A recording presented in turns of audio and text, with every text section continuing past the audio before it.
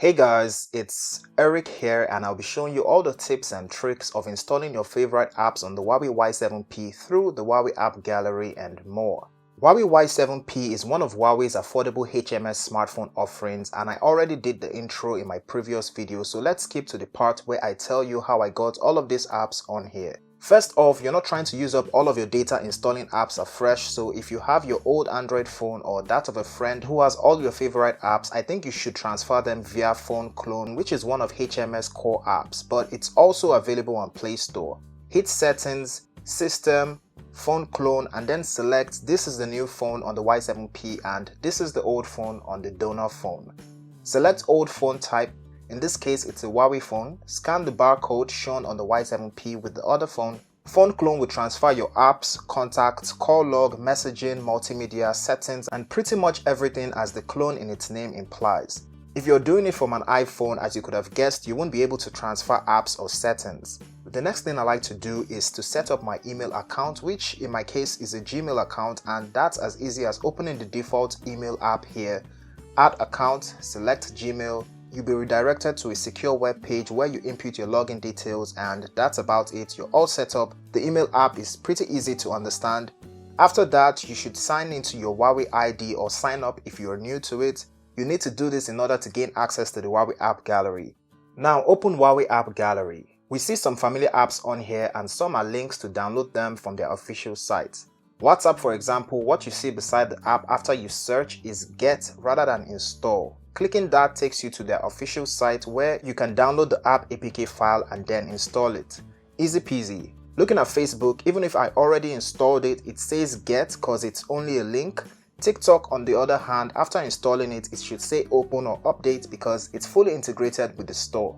You can only see pending updates for the apps available on the App Gallery. I have quite a few here. We have some web-based apps on the App Gallery like Uber and even Twitter that we don't necessarily have to use. I'll tell you why in a bit. These web-based apps can be added to home screen by hitting those three dots and then add to home screen. Another way of getting web-based apps will be using the browser, visiting the site, say Gmail for example, and then hit the three dots, add to home screen and then hit OK. This one gives you that familiar interface that you may be used to and it works just like the real app. As you know, web-based apps will never need to be updated because it's more or less a shortcut to a web page. You can tell the web-based apps apart with the little icons they have on the bottom right corner. You can see another Gmail shortcut from Chrome browser. Google Chrome hardly gets the icons right, but somehow Huawei browser does. You don't need to have two of them and you definitely don't need to have two Uber apps.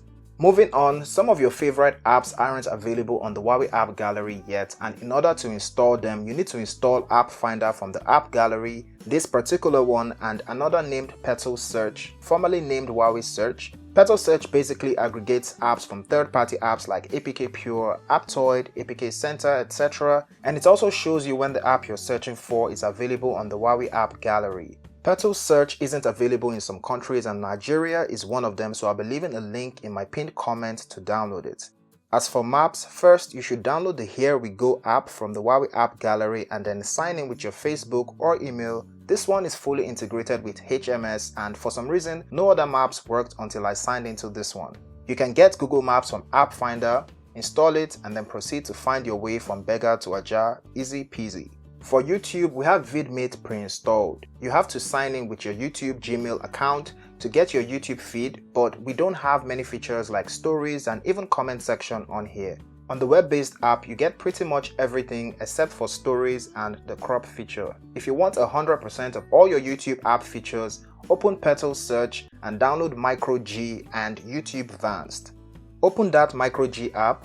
Copy the link and paste in your browser. It should take you to the Google Drive link, download and install. Then open your YouTube Vanced app and sign in with your Gmail account. Now you can do everything including watching stories and removing sidebars. The dark mode is actually very dark. I think I prefer it to the official YouTube app and I'm pretty sure a real app trumps the web-based app any day.